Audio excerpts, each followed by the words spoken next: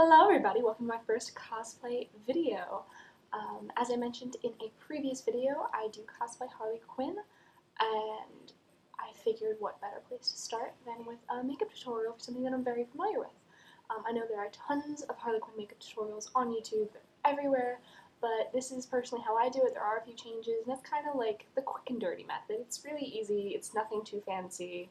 If you want to see how I achieved this look, please keep on watching. Okay, so the first thing you're going to need to do is pull your hair back. This not only gets your hair out of your face so you can see what you're doing, but it also prevents you from getting white face makeup in your hair, which is super gross. Not fun. Next thing that people might not think of is you really should moisturize your face, especially if you're using a cheaper white makeup, because the white makeup will catch on and highlight any dry spots of your face. You want to let it set for a minute so it's not too oily. But if you're feeling particularly lazy, you can always take a tissue and blot off any excess moisture before you put on your makeup. Now I'm using a stick face makeup that's really crappy. I'll have some better alternatives down in the description box. But you want to cover your whole face, don't forget your ears. And just make sure it's blended in. You don't want too thick of a cover because Harley, you can still see her skin through her makeup. Now I'm taking my face powder, which is pretty light, and I'm just using it to smooth over the makeup. You can also use a translucent powder to do the same thing. Now I'm taking a matte white eyeshadow and a fluffy brush, and I'm using it to highlight the high points of my face. My cheekbones, bridge of my nose, Cupid's bow, my chin, my forehead, and underneath my eyes. This one serves a double purpose of hiding any dark circles you may have. You might not be able to see on the video, but mine are quite a sight to see. Make sure you blend them all out nicely so you don't have just streaks of white on your face. Now onto the fun part. I'm taking a not very pigmented black eyeshadow on a fluffy brush, and I am blending it all over my lid up past my crease, which is the natural fold in your eye.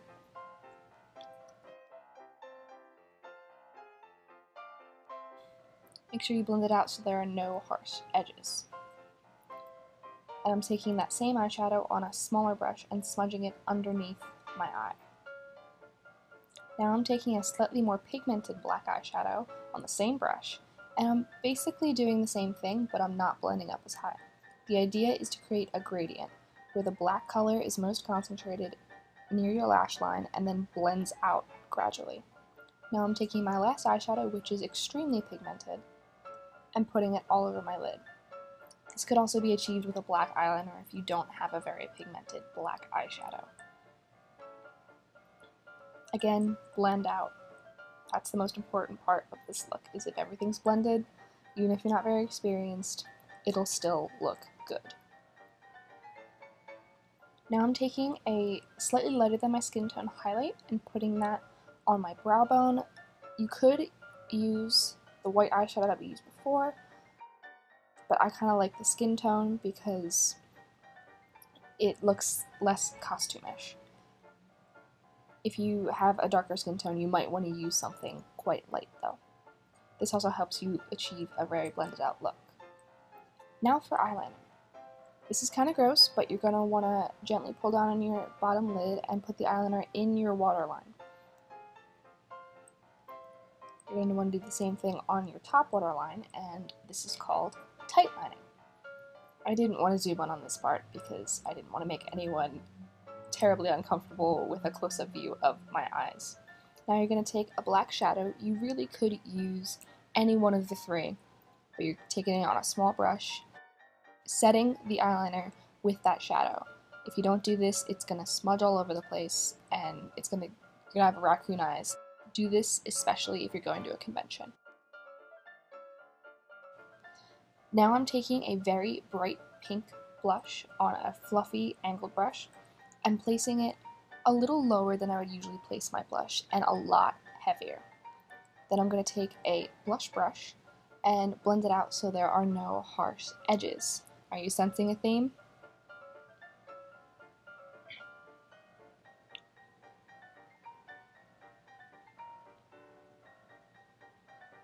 Now I'm going to take a slightly more peach toned blush and applying that lightly a little bit above where I placed the very pink blush. This isn't necessary, you can't really see it on camera, but in person it gives a little bit more dimension to my face. And again, blend out.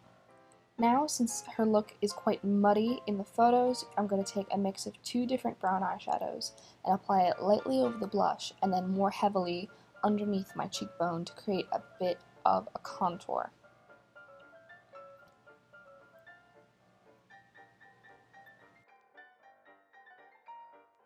And again, it's really important that you blend this out.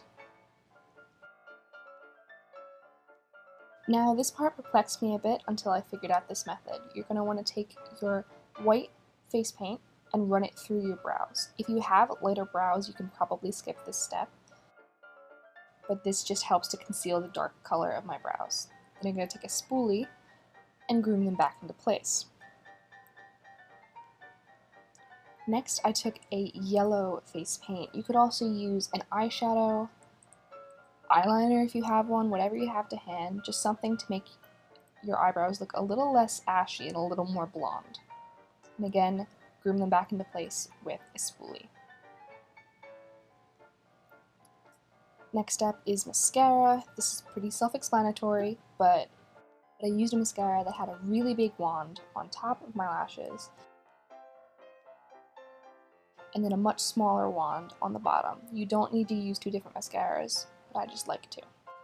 Last for the eyes is eyeliner. This is just to fill in any gaps between the lash line and the eyeshadow that may have appeared as you worked. Next, with that same eyeliner, but make sure you wipe it off. You don't want to be transferring any bacteria or germs. You're going to be lining your lips. It seems like a bit of an odd step, but it really adds to Harley's whole innocent but still villainous look.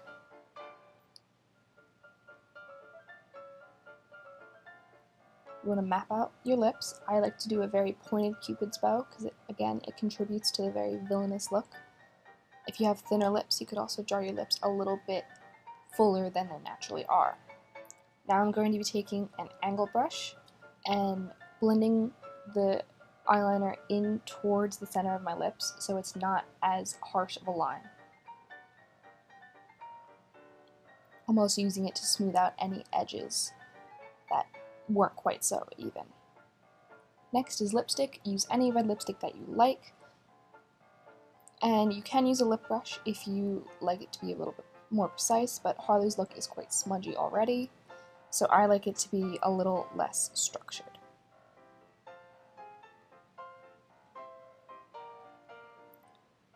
Clean up the edges. Usually a finger will work, but if all else fails, you can go back in with the black eyeliner and clean it up that way.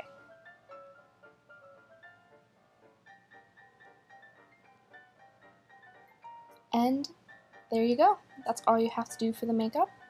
The very last step is to put on your wig, mess with it a little bit, and voila! You're Harley Quinn.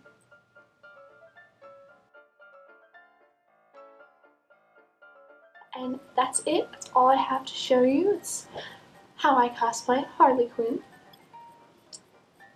All the products that I have used and some recommendations for maybe some better products will be listed down in the description box. That's it. I had a blast today doing something a little bit different. I hope you guys enjoyed too. And as always, stay safe.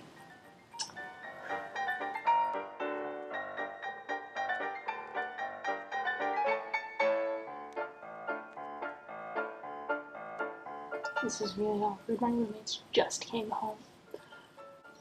You notice my shirt?